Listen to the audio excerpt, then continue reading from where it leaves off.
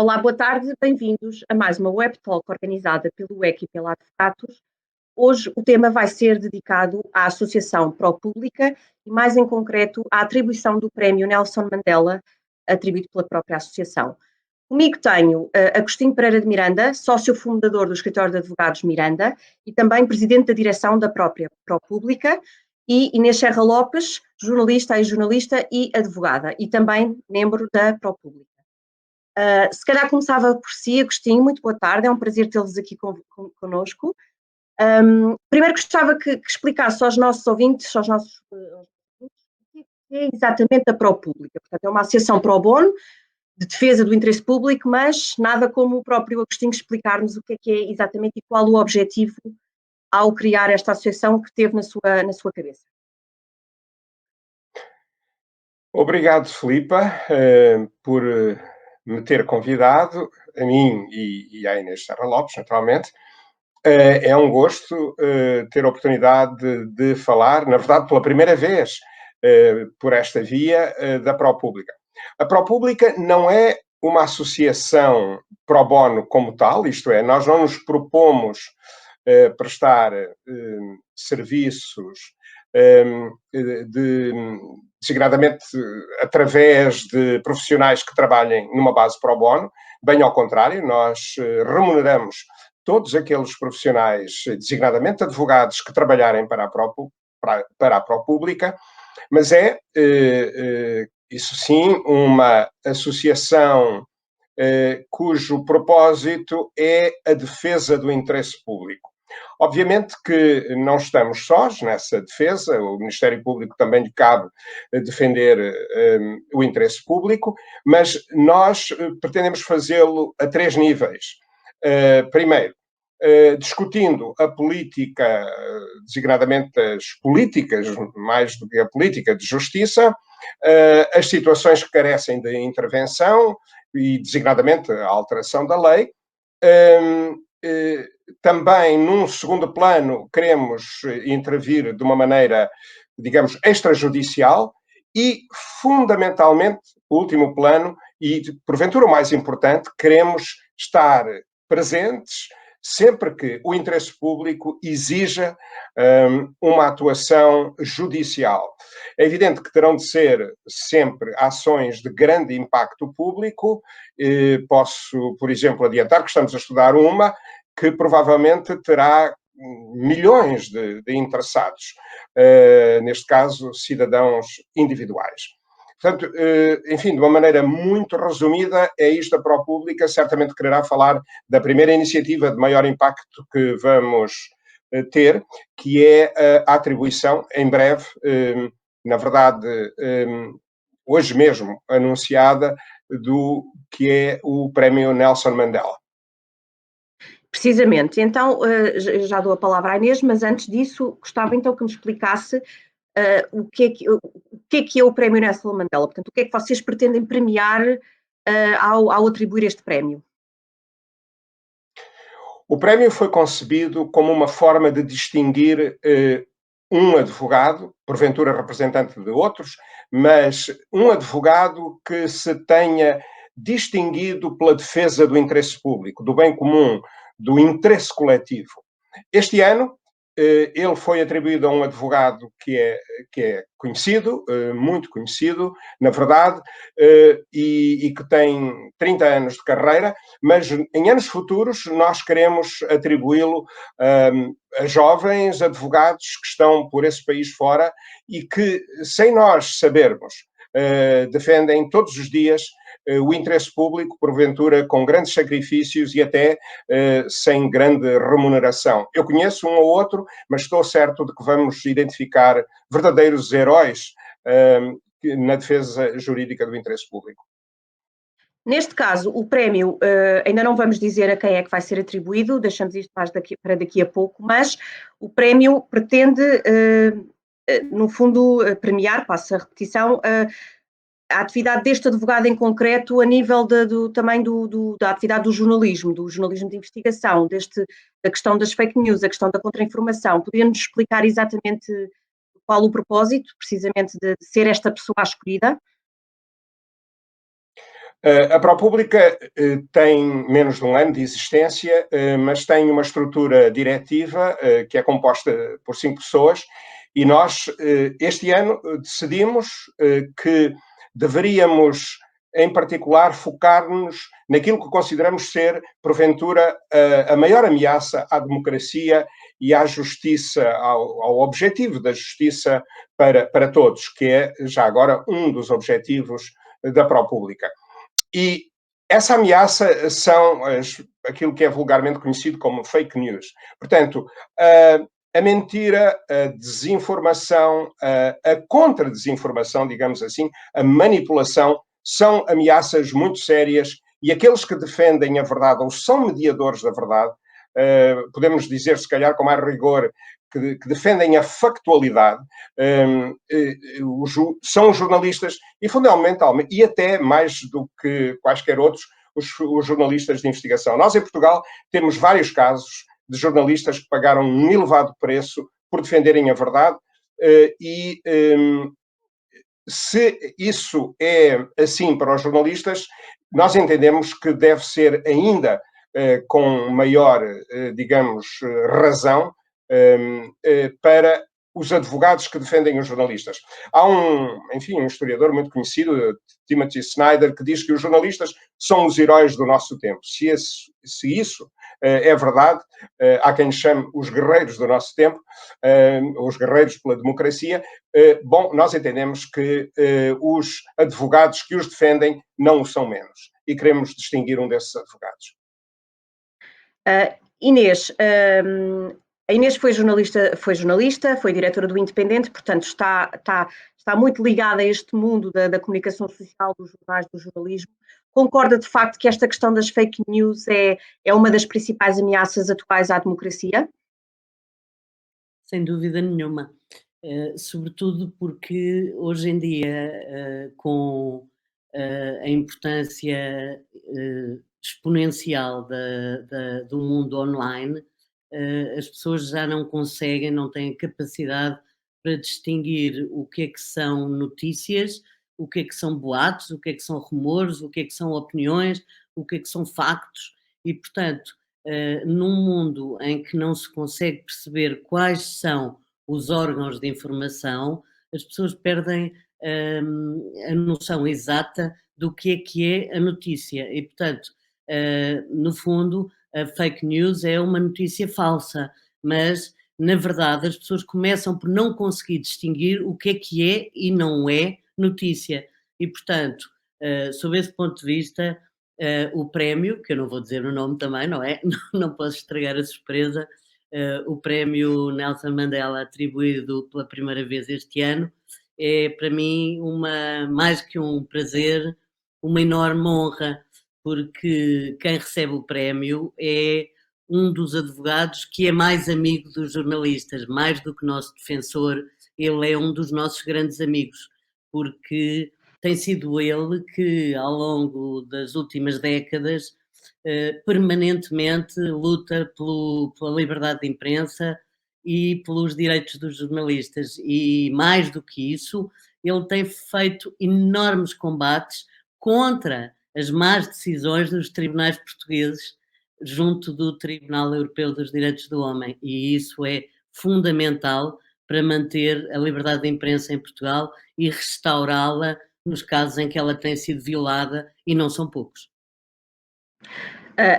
A pergunta que lhe faço então agora é um pouco no seguimento desse seu pensamento, ou seja, acha que os jornalistas, mesmo a nível da justiça e dos tribunais, são pouco defendidos, os nossos interesses são pouco protegidos perante a justiça e não só, portanto, se não fossem os advogados, no fundo, a ajudar-nos, nós acabamos por ser um bocado vistos, e a Inês sabe isso melhor do que eu, às vezes como os maus da fita, não é? Porque aquela velha questão que deitamos cá para fora muita informação que nos é passada pelos operadores judiciários, muitas vezes a violar o segredo de justiça, mas na verdade há um dever de informar, e como é que se faz o equilíbrio entre esse dever de informar e aquilo que está na lei da violação do segredo de justiça? Tem havido fases diferentes ao longo do período democrático que vivemos, tem havido fases diferentes. Houve uma altura em que os jornalistas eram maioritariamente absolvidos.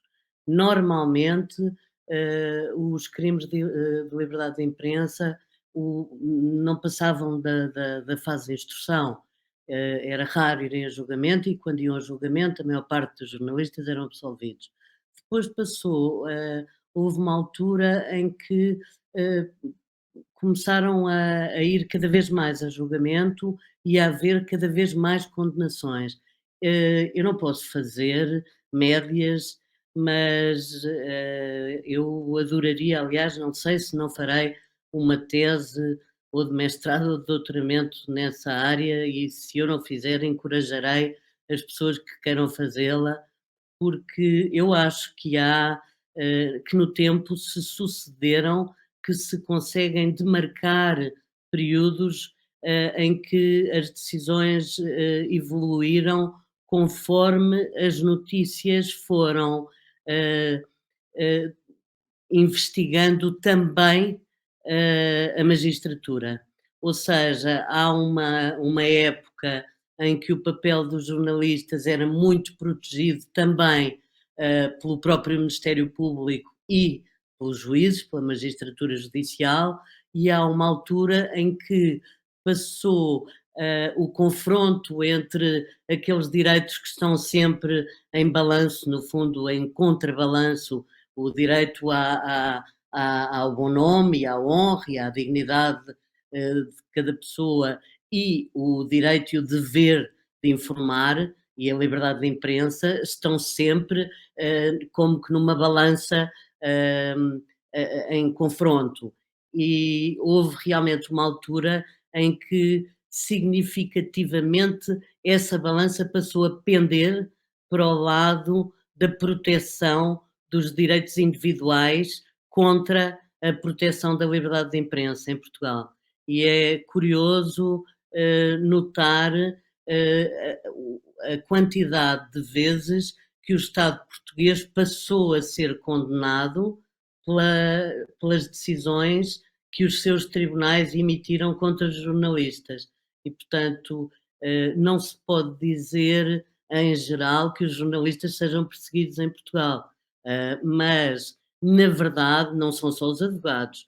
Há muitos juízes, e a magistratura portuguesa tem também algumas decisões exemplares na proteção da liberdade de imprensa. Agora, tenho notado, ao longo da minha vida profissional, um acentuar das condenações de jornalistas em manifesta violação da liberdade de imprensa, isso tenho.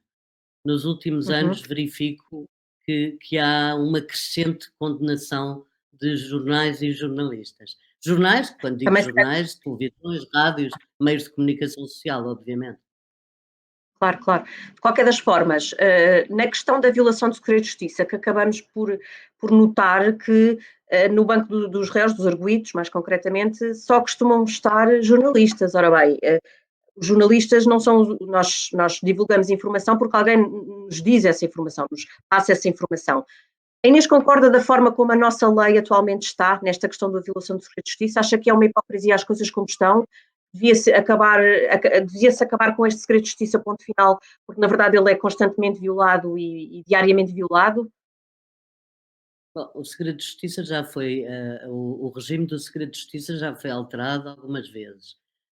A verdade é que quem investiga o segredo de justiça é normalmente eh, um- uma parte dos organismos que podem ser responsáveis pela sua violação, o que já de si resulta numa equação um bocadinho esdrúxula, para dizer o mínimo.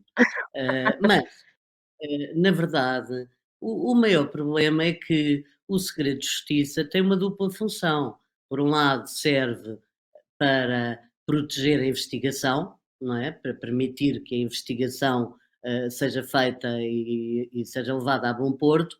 Por outro lado, para permitir a salvaguarda do bom nome das pessoas que eventualmente estarão a ser investigadas e que têm direito a que a sua dignidade e os direitos de personalidade não sejam atingidos quando eventualmente podem não ter culpa nenhuma no cartório, falando bem, mal e depressa. Ora, na verdade, o que se tem visto é que o segredo de justiça tem sido violado geralmente de forma a violar exatamente os direitos dos arguidos que, em parte, ele pretende proteger. E, portanto, há sistemas que consagram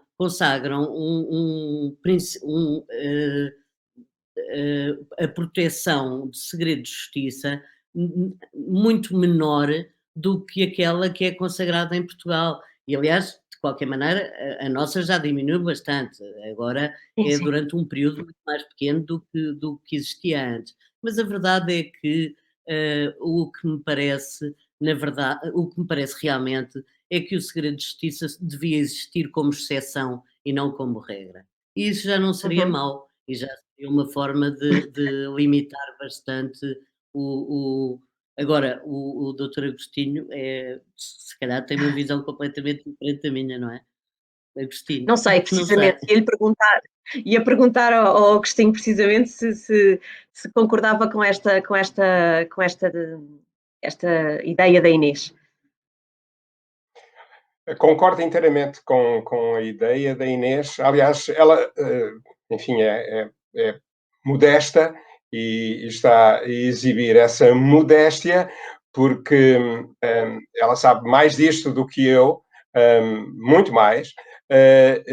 Agora, o que eu acrescentaria é que neste domínio, como outros, em termos de administração da justiça, somos todos culpados.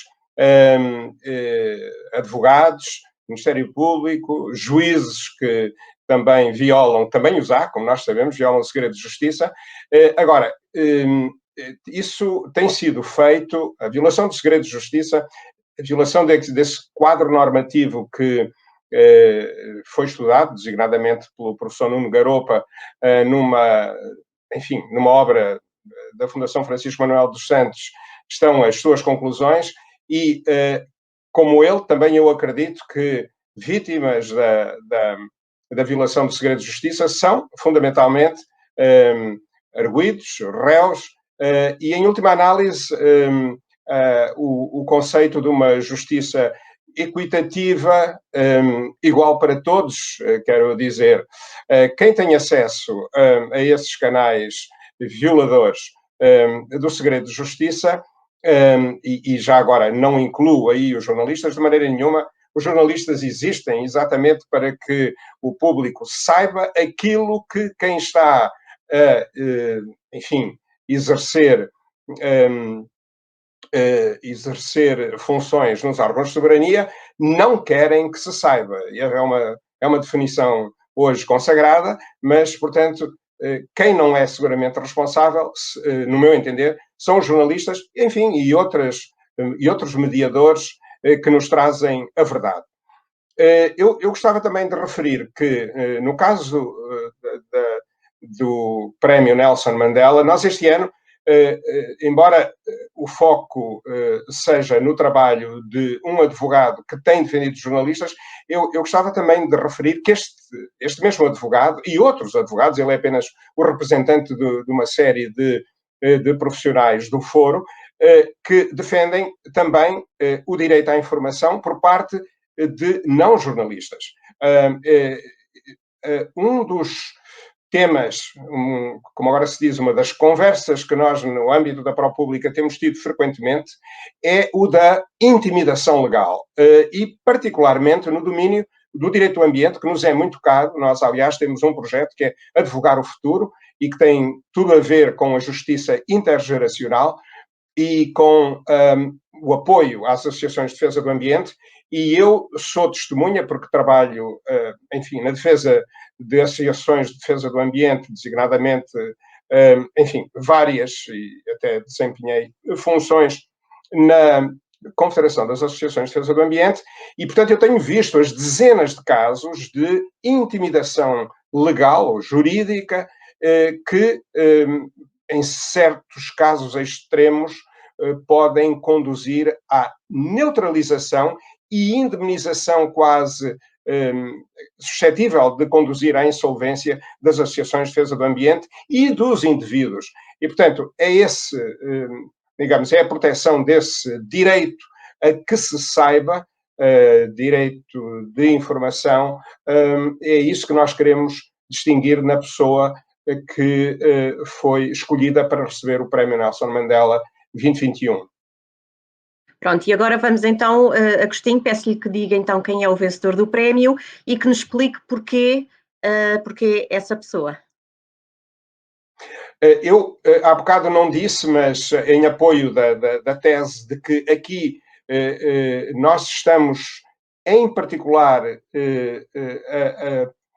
a apoiar este conceito de verdade, isto é, de factualidade, sem a qual não é possível o exercício de direitos políticos e humanos, porque a mentira é um roubo. Enfim, podia-se dizer furto, mas eu prefiro a palavra roubo, porque também há violência aqui. É um roubo dos nossos direitos fundamentais. E daí que o Prémio Nelson Mandela 2021 tenha este moto, que é advogar a verdade. E nós achamos que este nosso colega, este advogado, é o que ele tem feito ao longo de toda a sua carreira.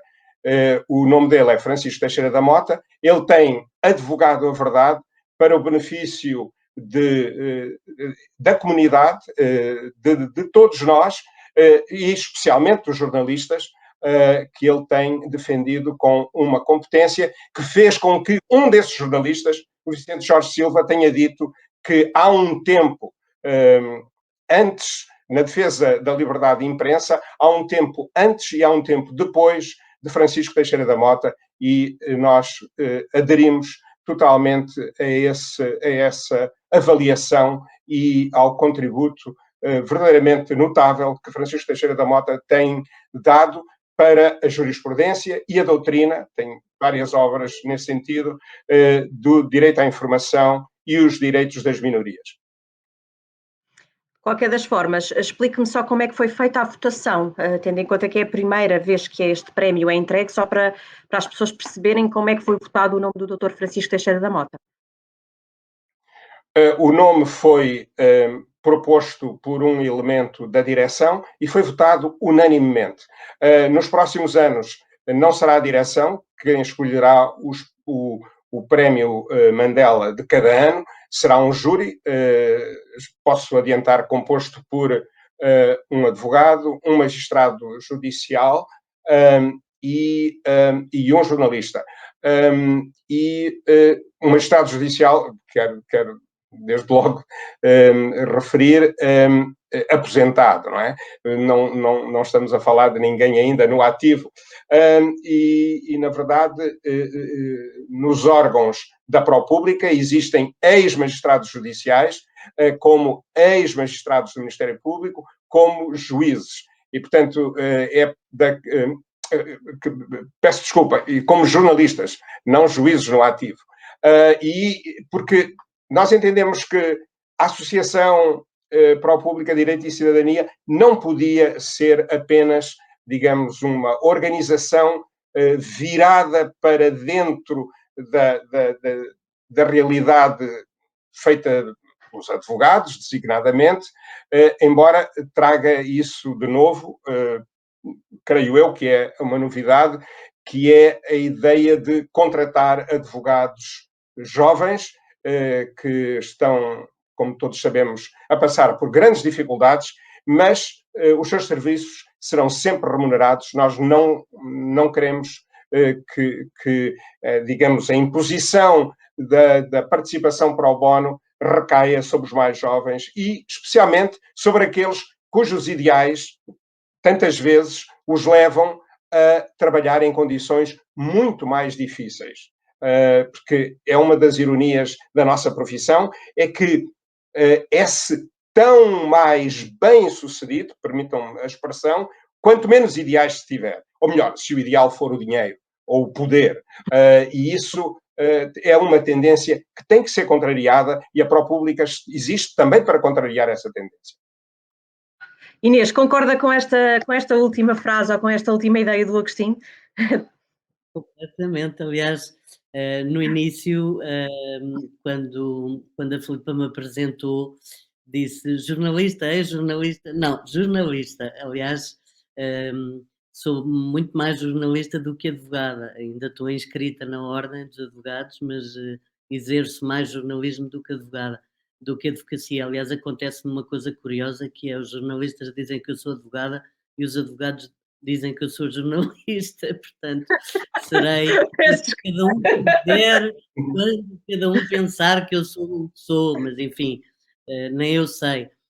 Ou como diria o meu pai, e tu, o que é que és? Não sei. Bom, eu não sou ex-jornalista, sou jornalista e, além disso, fui diretora também do Semanário Económico, coisa que já ninguém lembra, quase que nem eu me lembro, mas não faz mal. E fico muito contente, e fico mesmo muito contente com este prémio, até porque até eu fui cliente do Francisco Teixeira da Mota, num recurso para o Tribunal Europeu de Direitos do Homem. E, e agora esqueci-me completamente de qual era a pergunta. Não, mas Peço diga, mas já desculpa. agora, já que me disse isso, conte-me só exatamente como é que foi essa experiência com o Dr. Francisco Teixeira da Mota, como seu advogado e que Não, caso é que era, já agora eu fiquei já não curiosa. vou fazer nada, era só, ele estava a tentar emendar uma coisa, uma sentença de que não tinha, o recurso não tinha sido feito por ter sido feito por formalmente mal feito, com uma coisa errada, que acontece muito quando é feito por jovens sem experiência portanto, tinha passado o prazo já de recorrer para o Tribunal Europeu de Direitos do Homem. Ele tentou, fez o melhor que pôde, mas disse-me logo de início, Inês, isto já passou do prazo, mas vamos tentar. Tentou, não conseguiu, foi impossível, eu já sabia que a probabilidade era assim 1% e não coube nesses 1% a estrelinha da sorte, portanto, mas de qualquer maneira tentou. O que só por si já merece palmas e ovações, porque a maior parte das pessoas por 1% não tenta.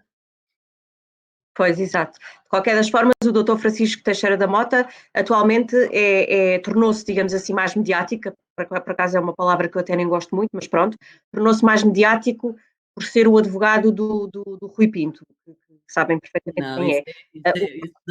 deixa-me Filipa, deixa só dizer uma coisa, isso é porque a Diga, Filipa é diga. muito nova, é porque a Filipa é muito nova, porque as pessoas mais velhas, como o Teixeira da Mota escreve todas as semanas no Público uma coluna que se chama Escrever Direito, que é aliás um nome excepcional, e Excepcional. tem uma coisa giríssima que é, ele escreve sobre direito, mas ou pode ser legislação nova, pode ser uma sentença de um tribunal, pode ser uma coisa que lhe aconteceu numa audiência e conta casos tão giros que ele foi uma das pessoas poucas que conseguiu fazer uma coluna de direito que não é nem chata, amassadora, nem só para advogados. Foi talvez eu diria que, como ele, só houve o Luís Laureano Santos na RTP há não sei quantas dezenas de anos e o Teixeira da Mota no Público. Portanto, esse caso que você ia referir, e eu vou deixá-la de referir, claro, você é que está aqui de entrevistadora, não sou eu, mas isso é só para as pessoas mais novas, porque para as mais velhas não é nem de longe nem de perto agora que surgiu o Francisco Teixeira da Mota nas luzes da comunicação social. Mas A desculpe, é comunicação isso que social. Não faz mal, esteja à vontade, era o que faltava. De qualquer forma, pegando na ideia que o Agostinho há pouco dizia, que é na advocacia só se é muito bem sucedido se não se for muito idealista. E era também nessa ideia que eu queria pegar para saber se a Inês concorda de facto, como também está nesse lado da advocacia, se concorda de facto com essa posição. Infelizmente, infelizmente é verdade. Os grandes escritórios de advogados transformaram-se em empresas empresas que funcionam com base numa coisa fundamental que é ter lucro, serem unidades de produção e de obtenção de lucro. A Ordem dos Advogados continua a funcionar pensando que o ato de advogar não é um ato de comércio, é uma coisa diferente, mas a verdade é que as grandes empresas de advocacia, e eu peço desculpa ao Agostinho Miranda, que é sócio de uma média ou grande, acho que já é grande empresa de advocacia, mas que enfim, mas é uma pessoa completamente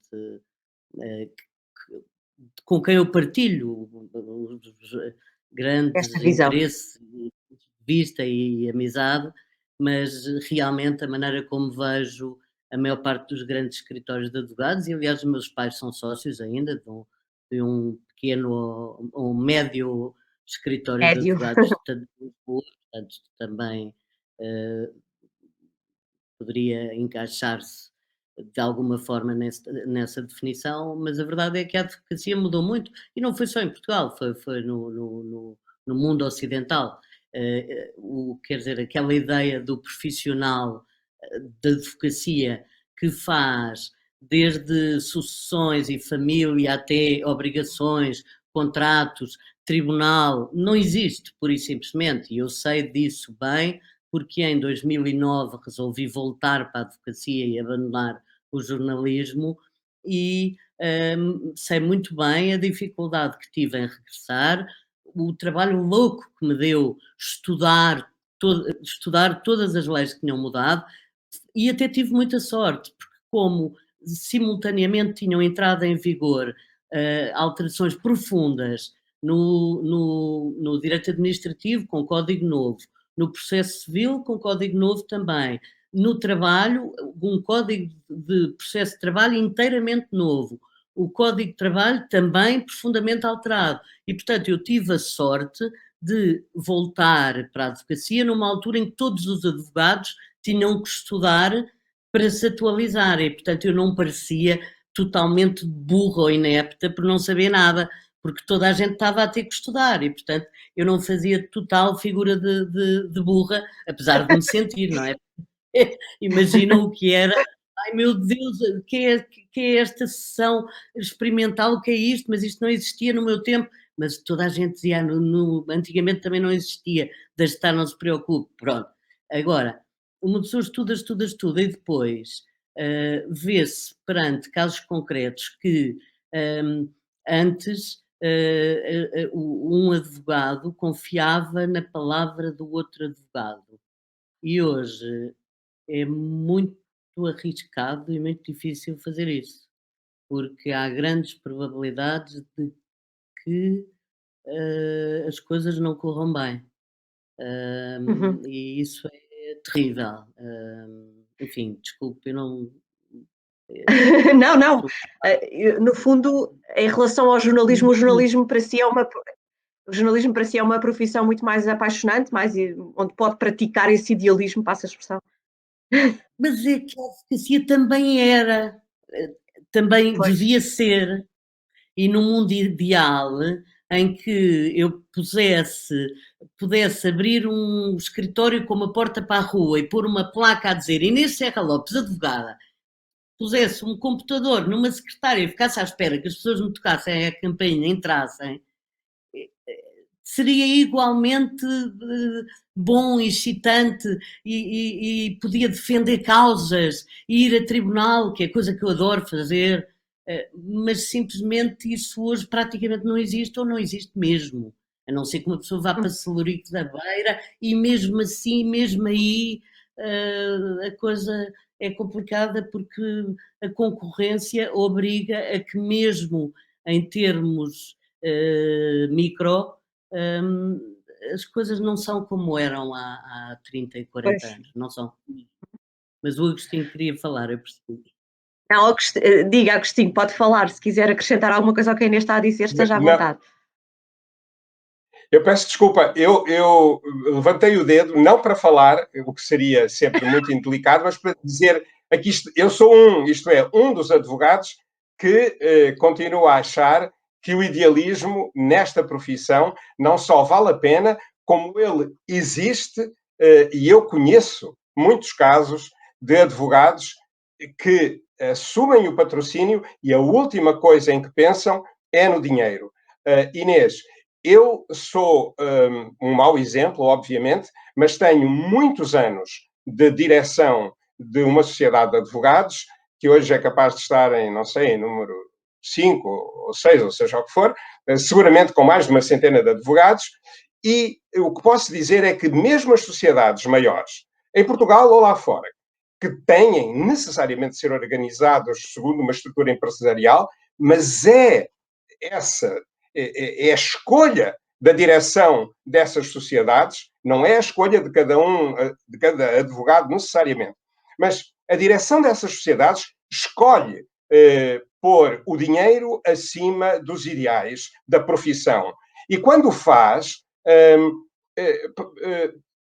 está muito provavelmente a não honrar os valores maiores da profissão. Esta é uma profissão de interesse público. Esta é uma profissão em que se pode, especialmente as grandes sociedades de advogados, podem perfeitamente ganhar bem a vida. Eu não ganhei mal a minha vida e, no entanto, praticamente todos os dias terem, digamos, um compromisso com a responsabilidade social e o ideal de justiça que à partida, como disse memoravelmente a mãe da Inês Serra Lopes, numa sessão em que eu tive o privilégio de estar presente na Ordem dos Advogados, o que levou cada um de nós a ser advogado não foi certamente engordar a nossa conta bancária.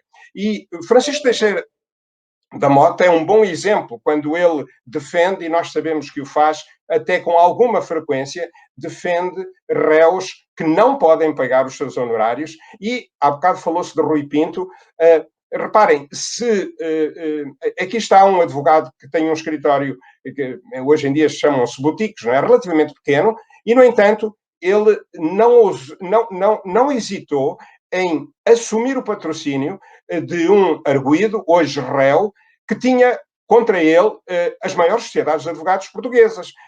Portanto, isto faz-nos, a mim e a muitos outros advogados, faz-nos acreditar que ainda há advogados, e nesse aspecto, portanto, eu não sou tão pessimista quanto a Inês, embora eu concordo com muito daquilo que ela disse, ainda há advogados para quem o ideal, e designadamente o ideal da justiça para todos, é muito superior ao suposto ideal da acumulação do dinheiro.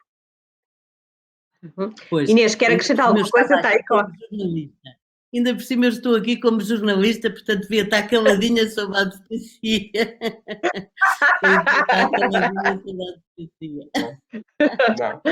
Não se preocupe. Agostinho, agora faço-lhe só uma última pergunta ainda em relação ao prémio Nelson Mandela, que há pouco me esqueci de fazer, que é porquê o nome Nelson Mandela? Eu sei que o Agostinho tem uma ligação muito, muito forte à pessoa, conheceu-o pessoalmente, admiro-o muito, mas gostava que nos explicasse então porquê o nome Nelson Mandela. Nelson Mandela exerceu advocacia durante apenas 11 anos. Mas o primeiro, porque obviamente esteve 26 anos preso, mas o primeiro escritório que ele teve, ele foi também estagiário e até uma espécie de paquete numa sociedade de advogados, e depois criou a sua própria sociedade de advogados, a primeira sociedade de advogados da maioria negra sul-africana, que era Mandela e Tambo, obviamente Nelson Mandela e Oliver Tambo. E a Mandela e Tambo foi a primeira sociedade dedicada, aliás, no mundo anglo-saxónico, não apenas na África do Sul, ao chamado Public Interest Law, portanto, ao direito de interesse público. Ora, sendo a ProPublica uma associação cuja missão, o propósito, é a defesa jurídica do interesse público, eu achei que deveria, neste prémio anual, deveríamos homenagear um advogado que foi, digamos, o arquétipo do advogado do interesse público. Portanto, acho que, obviamente, eu tenho uma ligação, de certa maneira, à herança à herança de Nelson Mandela, que está configurada na sua fundação. Eu colaboro praticamente desde o início da fundação. Ela foi constituída quando Nelson Mandela deixou a presidência, em 1999. Não se chamava Fundação Nelson Mandela, chamava-se Mandela Rhodes Foundation. Mas, portanto, eu tenho essa colaboração e foi isso que me levou a ter uma proximidade, na verdade, até mais de Graça Machel do que Nelson Mandela, mas conheci-o, tive esse privilégio, ouvi-o falar sobre matérias de direito e sobre os direitos dos humilhados, das minorias, dos mais vulneráveis, e isso deixou uma marca profunda na minha formação, e este é um pequeno gesto que nós fazemos, enfim, em Portugal. Aliás, que lhe é devido, porque Nelson Mandela não só tinha um grande apreço pela comunidade portuguesa na África do Sul, como tinha uma particular, eu ia dizer paixão, mas é uma palavra exagerada. Ele tinha um interesse muito grande pelos poetas portugueses, e recordo-me que obviamente, isso teria muito a ver também com Graça Machel, acho eu, mas lembro-me bem que na festa dos seus 85 anos, eu ofereci-lhe um livro de Fernando Pessoa, que foi escrito no ano em que ele nasceu, 1918, são os 60 Portuguese Poems, de Fernando Pessoa, e ele gostou tanto que me pediu, mais tarde, não foi ele diretamente, obviamente, mas foi o seu chefe de gabinete na fundação, pediram-me para eu comprar em Portugal a poesia que encontrasse traduzida em inglês. E eu atrevi-me a enviar os Lusíadas, o que é um grande atrevimento, e a Graça Machel mais tarde disse-me que ele tinha gostado muito de ler ao menos uma parte dos Lusíadas. Muito bem, foi um gosto conversar com ambos. Muito obrigada pela vossa presença. Termina aqui a nossa Web Talk, patrocinada, organizada pelo ECO Advocatus, em que falámos da Associação Pró-Pública e, mais em específico, do Prémio Nelson Mandela, atribuído ao advogado Francisco Teixeira da Mota. Espero que tenham gostado. Muito obrigada.